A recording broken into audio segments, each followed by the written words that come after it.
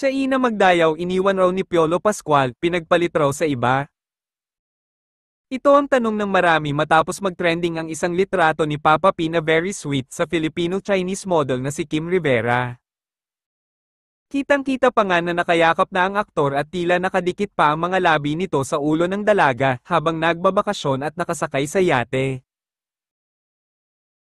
Kasunod yan ay may picture pa sila na may kasama pang isang babae, pero mapapansin na nakasandal si Kim sa aktor at nakahawak naman ang huli sa braso ng una.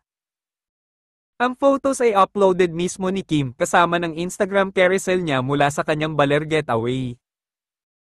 Ang caption pa ng model sa post, reliving these moments.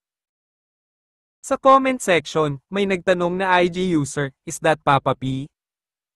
Ang reply naman dyan ni Kim na, kamukha lang po.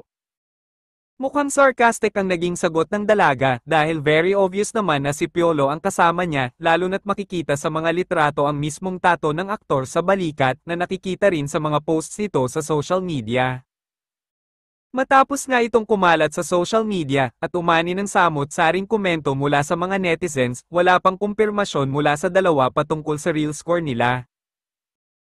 Kung matatandaan, hindi nakaligtas sina Piolo Pascual at Shaina Magdayaw sa espekulasyon tungkol sa estado ng kanilang relasyon.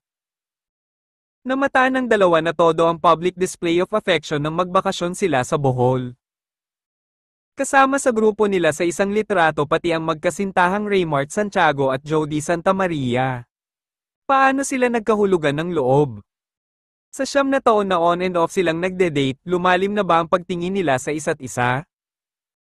Hanggang ngayon, ay hindi pa umamin sina Piolo at Shaina tungkol sa tunay na estado ng kanilang relasyon. Kung matatandaan noong Enero, sinabi ni Piolo Pascual sa isang interview na siya ay single sa loob ng 13 years.